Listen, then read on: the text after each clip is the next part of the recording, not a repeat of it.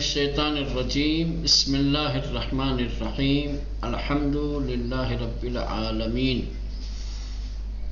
وصلی اللہ علی محمد وآلہ الطاہرین اللہم صلی علی محمد وآل محمد. خوب، درس 12 12واں سبق درسہائی از نہج البلاغہ. نہج البلاغہ سے کچھ دروس، کچھ سبق. درسہائی از نہج البلاغہ یعنی نہج البلاغہ سے کچھ سبق، کچھ دروس. چلے نہج البلاغہ سے کچھ چیزیں ذکر کرنا چاہتے ہیں. امام کے خطبات نامے اور کلمات قصار دیکھیں کہاں سے کیا ذکر کر رہے ہیں. چلیں، حضرت امیر المؤمنین علیہ السلام خلاصی از اندیشہ و تجربہ زندگی خود را برائے فرزند خویش امام حسن باز گفتے است. خوب، آپ سب جانتے ہیں کہ اہل بیت اطہار علیہ السلام، خصوصاً امیر المومنین علیہ السلام نے اپنی اولاد کی تعلیم اور تربیت کا خاص اہتمام کیا ہے. ٹھیک، باوجود کہ ائمہ معصومین علیہ السلام کو دنیا کی تعلیم و تربیت کی ضرورت نہیں ہوتی ہے، بارگاہ الہی سے تعلیم اور تربیت لے کر کے آتے ہیں. لیکن اس کے باوجود جب آپ اہل بیت اطہار علیہ السلام کی سیرت، ان کی طرز زندگی اٹھا کر کے دیکھیں گے تو آپ کو یہ بات ملے گی اور نظر آئے گی کہ اولاد کی تعلیم اور تربیت کے سلسلے میں انہوں نے کس قدر اہتمام کیا ہے. چلو، جو اولادیں معصوم نہیں تھیں ان کے لیے تربیت کا اہتمام تو سمجھ میں آتا ہے، ٹھیک، لیکن جو ہستیاں واقعی معصوم تھیں، جو امام تھے، رہبر تھے، اگرچہ امام اور رہبر، امام کے زمانے میں صرف ایک ہی امام ہوتا ہے، ٹھیک، یعنی جو مقام ہے، مقام امامت پر ایک ہی فائز ہوتا ہے. ٹھیک، ایسا نہیں ہوتا کہ مثلا کہ دو امام ہو، دونوں منصب و مقام امامت پر فائز ہوں، ہے نا. امامت بالقوہ ہوتی ہے لیکن امامت بالفعل ایک ہی کے پاس ہوتی ہے. چلیں، تو بات صورت میں یہ کہہ رہا تھا کہ آپ دیکھیں نا امام حسن اور امام حسین، ٹھیک، یہ تو حضرت علی علیہ السلام کے باپ بھی معصوم ہے، امام ہے، ماں بھی معصومہ ہے، مخدومہ ہے، دونوں بیٹے کیا ہے، معصوم ہے، امام ہے. لیکن آپ دیکھیں جا کر کے کتابیں اٹھا کر کے کہ کس طریقے سے ان دونوں ہستیوں نے اپنی اولاد کی بہترین تعلیم اور تربیت کے لیے انتظام اور اہتمام کیا ہے. یہ انتظام اور یہ اہتمام جہاں ایک طرف ماں باپ کی ذمہ داریوں کو بیان کرنے کے لیے اور اس کی اہمیت کو ظاہر کرنے کے لیے ہے، وہیں ہم سب کے لیے اس میں درس یہ ہے کہ جب ہم معصوم ہو کر کے جو خدا کی بارگاہ سے تعلیم و تربیت لے کر کے آئے ہیں، جب ہم ان کے لیے یہاں تعلیم و تربیت کی سلسلے میں جب ہماری اتنی توجہ ہے اور ہم اس کے لیے اتنا اہتمام کر رہے ہیں، تو تم تو غیر معصوم ہو، تم تو وہ ہو واللہ اخرجکم من بطون امہاتکم لا تعلمون شیئا. تو تمہیں اپنی اولاد کی تعلیم و تربیت کی کتنی فکر ہونی چاہیے، کس قدر اہتمام ہونا چاہیے، ہے نا. میں نے کبھی شاید جو ہے ایک سال فیڈریشن میں مجلس پڑھی تھی، میں نے اس میں ایک ذکر کیا تھا، آپ لوگوں کی نگاہوں سے بھی گزرا ہوگا. امام حسن مجتبیٰ علیہ السلام کا واقعہ مشہور ہے کہ کس طریقے سے شہزادی امام حسن مجتبیٰ علیہ السلام کو روزانہ بچپنے میں مسجد میں بھیجتی تھی، اور جب مسجد سے آتے تھے تو باقاعدہ شہزادی سوال کرتی تھی، پوچھتے تھے کہ آج تمہارے نانا نے کون سی نئی آیت پڑھی، کون سی تفسیر بیان کی، کون سی حدیث بیان کی، آج کون سا مسئلہ بیان کیا، کیا بیان کیا، سنا؟ تو امام حسن مجتبیٰ علیہ السلام بھی سناتے تھے۔ اور پھر جب امیر المومنین علیہ السلام آتے تھے تو شہزادی ساری باتیں جو مسجد میں، تو امیر المومنین علیہ السلام کو تعجب ہوتا تھا کہ باتیں تو مسجد میں ساری بیان ہو رہی ہیں، گھر میں بیٹھ کے ان کو کیسے ساری باتوں کا علم؟ ٹھیک، تو شہزادی بتاتی تھی کہ میرے بیٹے امام حسن مجتبیٰ نے بتایا مجھ کو، ٹھیک، روزانہ سنتی تھی۔ وہ ایک دن کا واقعہ ہے کہ شہزادی نے جو ہے کہا، بیٹا بتاؤ کیا سن کے آئے ہو آج، تمہارے نانا نے کیا تقریر میں کہا؟ امام حسن مجتبیٰ سے کھڑے ہوئے جب بیان کرنے کے لیے تو ان کی زبان میں لکنت آ گئی، زبان کام نہیں کر رہی تھی، تو کہا کہ اماں ایسا لگ رہا ہے کہ جیسے کوئی بڑی ہستی پس پردہ مجھے دیکھ رہی ہے یا میرا کلام سن رہی ہے، جس کی ہیبت سے میری زبان کام نہیں کر رہی ہے۔ تو امیر المومنین اسلام پردے کے پیچھے سے باہر آئے، کہاں بیٹا میں سن رہا تھا، ٹھیک ہے۔ اب اس میں تو بڑی گہرائیاں ہیں، وہ الگ مسئلہ ہے، لیکن میں یہ بتا رہی ہے یہ تربیت نہیں ہے تو کیا ہے؟ اور عجیب انداز ہے تربیت کرنے کا۔ میں زور اس بات پہ دیا تھا کہ اگر ہر گھر کے افراد اس طریقے سے، اس انداز سے، اور یہ روش جو پیش کی ہے جناب سیدہ نے تربیت کی، اس روش پہ اگر کام کرنے لگے تو واقعاً بہترین طریقے سے بچوں کی تعلیم و تربیت ہو سکتی ہے۔ دیکھو بچہ مسجد میں جا رہا ہے، سن کے آ رہا، مسجد سے گھر آتا ہے تو گھر ماں پوچھتی ہے، ماں شوہر کو بتاتی ہے تو بچہ بھی سن رہا ہوتا ہے، یعنی ایک ہی بات کی کئی مرتبہ تکرار ہوتی ہے۔ جب ایک ہی بات کئی بار دہرائی جائے گی تو یقینی طور پر اس کا اثر زیادہ ہوگا، وہ چیز ماندگار بنے گی، وہ چیز ذہنوں میں محفوظ رہے گی۔ ہمارے کیا تو بچہ گیا تو یہ نہیں کوئی مولانا نے کیا بولا، بیٹا کیا بٹا کٹ پائے ہے نا، پوچھیں گے کیا پڑھا، کیا سنا، کچھ یاد ہے؟ کچھ نہیں بھائی، سیدھے سیدھے بھائی آج تبرک میں کیا لائے، تبرک میں کیا بٹا، بہر صورت تو یہ چلے، بہر صورت دیکھتے ہیں۔ تو امیر المومنین علیہ السلام نے اپنی زندگی کے تجربے اور اپنے افکار کا خلاصہ امام حسن مجتبیٰ علیہ السلام کے لیے بیان کیا ہے۔ البتہ یہ جو بیانات ہیں اماموں کے اپنی اولادوں کے حوالے سے، یا اپنی اولادوں کو جو سفارشات کی ہیں، جو تاکیدات، جو وصیتیں کی ہیں، وہ وصیتیں عام ہیں۔ اولاد پڑھانا چونکہ مخاطب اول وہ تھے، سامنے وہ تھے، تو بیان ان سے کرتے تھے، گفتگو ان سے کرتے تھے، وَإِلَّا پیغام ان کا عام ہوتا تھا۔ اس کے بعد جہاں تک پہنچے وہ سب اس کے اوپر عمل کرے، اور وہ سب کے لیے حجت ہے، ظاہر سی بات ہے۔ تو امیر المومنین علیہ السلام نے اپنی زندگی کے تجربیات، اپنی زندگی کے افکار و خیالات کو، اپنی سوچ کو، اپنی فکر کو خلاصہ کر کے اس کا نچوڑ امام حسن مجتبیٰ علیہ السلام کو بیان کیا ہے۔ اور بیان کرنے کا مقصد صرف اور صرف یہ ہے کہ میرا بیٹا اور پھر میرے بیٹے کے ذریعے سے دوسرے میرے تمام چاہنے والے میرے ان تجربات سے، میرے ان افکار سے کیا ہے، ہدایت حاصل کریں، اپنی زندگی کی راہ کو آسان بنائیں، سہل بنائیں، بہترین بنائیں۔ سمجھ رہے ہیں؟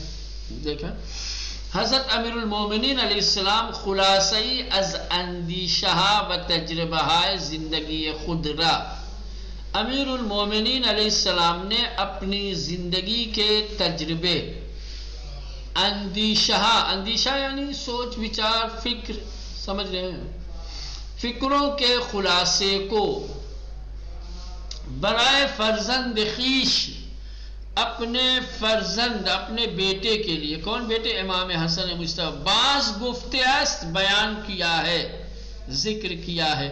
امیر المومنین علیہ السلام نے اپنی زندگی کے تجربوں اور افکار کے خلاصے کو اپنے بیٹے امام حسن مجتبی کے لیے بیان کیا ہے. وَبَعِن سُخَنان، اور اپنی ان باتوں کے ذریعے، اپنے ان کلام کے ذریعے اورا اسے یعنی امام حسن مجتبی کو بہترین راہ زندگی کے بہترین راستے کی طرف رہنمون کر دیا، ہدایت کی ہے. رہنمون کر دیا یعنی ہدایت اور رہنمائی کی ہے. چند جملے از آن سفارش‌های سودمند و گرانبها را برای شما برگزیده ایم. چند جملے یعنی کچھ جملے از آن سفارش‌های سودمند و گرانبها، اس قیمتی اور فائدہ مند سفارشات میں سے برائے شما آپ کے لیے برگزیده ایم، ہم نے انتخاب کیا ہے. امام نے اپنے بیٹے کے لیے جو باتیں بیان کی ہیں، ہم اس قیمتی اور سودمند سفارشات میں سے کچھ جملے برائے شما آپ کے لیے برگزیدہ انتخاب کر کے چن کے لائے ہیں، تا شما نیز بہترین راہ زندگی را بشناسی، تاکہ آپ بھی زندگی کی بہترین راہ کو پہچان سکیں. چونکہ ضرورت تو آپ کو بھی، ان سے زیادہ ضرورت تو ہم ہی کو ہے.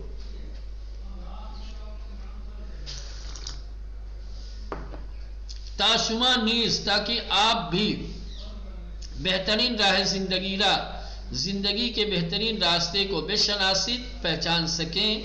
وبا عمل بیان سفارشہا، اور ان سفارشات پر عمل کے ذریعے سعادت مند گردید، خوشبخت بن سکیں.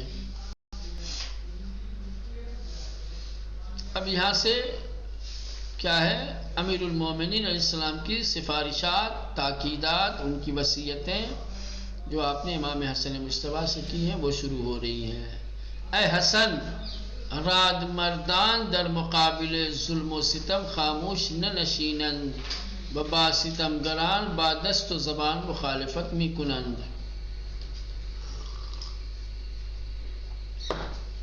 پہلا جملہ امام فرماتے ہیں، میرے بیٹے حسن، راد مردان یعنی دلیر، شجاع، بہادر، جو واقعی مرد جن کو کہا جائے، مرد اصلی، سمجھ رہے ہیں. راد مردان دلیر اور شجاع انسان، در مقابل ظلم و ستم کے مقابلے میں خاموش نہ نشینند، سکوت اختیار نہیں کرتے، خاموش نہیں رہتے. شجاع اور دلیر انسان ظلم و ستم کے مقابلے میں خاموش نہیں رہتے. وبا ستمگران با دست و زبان مخالفت می کنند، ظالموں اور ستمگروں کا ہاتھ اور زبان سے مقابلہ کرتے ہیں، اس کی مخالفت کرتے ہیں. ہاتھ سے بھی جواب دیتے ہیں، زبان سے بھی مخالفت کرتے ہیں. تو ہم ناگزیری کہ اشیوہ بزرگان دین متابعت کنی، تو ہم ناگزیری، تم بھی مجبور ہو کہ اشیوہ بزرگان دین، کہ بزرگان دین کے طریقے کی متابعت کنی، پیروی کرو. بزرگان دین جو دین کے اصولوں کے قاعدے قانون کے پابند تھے، ان کا یہ طریقہ کار تھا کہ وہ اپنے زمانے کے کسی ظالم اور ستمگر کے مقابلے میں خاموش نہیں رہتے تھے، ان کا ڈٹ کر مقابلہ کرتے تھے. تمہیں بھی چاہیے کہ ان بزرگان دین کے راستے کو اپناؤ، ٹھیک، ان کے شیوہ زندگی کی پیروی کرو. وَأَز منکرات بکمال شہامت و دلیری انتقاد کنی. وَأَز منکرات، اور جو برائیاں ہیں، برائیوں کی باکمال شہامت و دلیری، پوری شجاعت اور دلیری کے ساتھ انتقاد کنی، اعتراض کرو، آواز اٹھاؤ. انتقاد کردن یعنی اعتراض کر، مخالفت کرو، سماج میں، معاشرے میں، حکومت کی طرف سے، کسی بھی طرف سے اگر کوئی برائی عام کی جا رہی ہے، برائی پھیلائی جا رہی ہے، تو پوری دلیری اور شجاعت کے ساتھ اس کی مخالفت کرو، اعتراض کرو۔ اگر روزگاری در رأس امور مردم قرار گرفتی، اگر ایسا ہو گیا کہ کسی دن لوگوں کے حاکم اور سرپرست بن گئے، تو از کوچک ترین فساد سخت برحذر باش، تو معمولی فساد سے بھی شدت کے ساتھ پرہیز کرو۔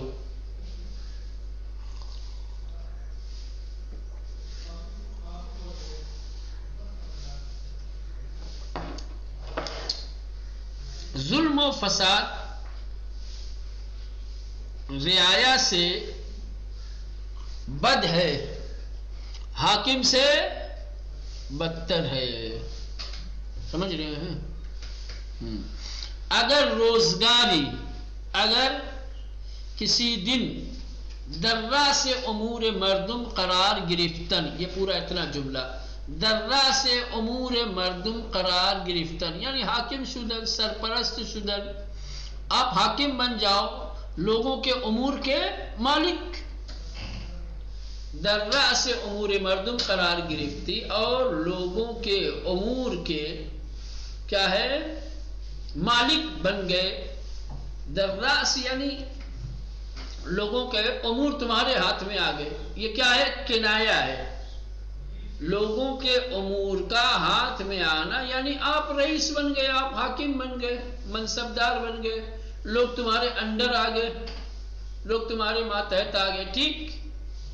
سمجھ میں آ رہی بات؟ اگر روزگاری، اگر کسی دن درہ سے امور مردم قرار گرفتی، لوگوں کے امور کے حاکم اور سرپرست بن گئے، تو از کوچک ترین فساد، تو معمولی فساد سے بھی، از کوچک ترین فساد چھوٹے سے چھوٹے یعنی معمولی فساد سے بھی سخت برحذر باش، شدت کے ساتھ پرہیز کرو۔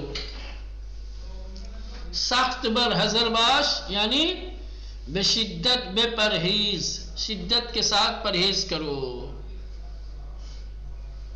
یعنی کسی بھی صورت میں معمولی فساد نہ کرو، معمولی فساد سے بھی پوری طریقے سے دور رہو۔ اے پسر در علم دین بکوش، غلام علی، اے پسر در علم دین، ہاں، اے میرے لال، اے میرے بیٹے، علم دین میں کوشش کرو۔ علم دین میں کوشش یعنی علم دین کے حصول میں، در علم دین، علم دین کے سلسلے میں بےکوش، صحیح کوشش کرو، وہ ہموارے دانش پجو، اور مسلسل علم حاصل کرتے رہو، وہ دانش خواہ باش، تمہارے اندر علم کی طلب ہو، علم کی چاہت ہو، در تمام شؤون زندگی، زندگی کے تمام مرحلے میں، زندگی کے تمام حصے میں، بر خدا توکل کن، خدا پر تکیہ اور بھروسہ کرو، وہ خدا را بہترین پناہ خود بے شمار، اور خدا کو اپنے لیے بہترین پناہ گاہ قرار دو، وہ خدا را، اور خدا کو بہترین پناہ، اپنے لیے بہترین پناہ بے شمار شمار کرو۔ خدا توانا بہترین حافظ و مہربان ترین نگہبان ہے۔ خدا قادر، خدا توانا یعنی قادر، توانا یعنی قادر، قدرت رکھنے والا، طاقت رکھنے والا خدا، بہترین حافظ، بہترین حفاظت کرنے والا، وہ مہربان ترین نگہبان ہے، اور سب سے زیادہ مہربانی اور رحم کرنے والا نگہبان ہے۔ چلیں بقیہ کل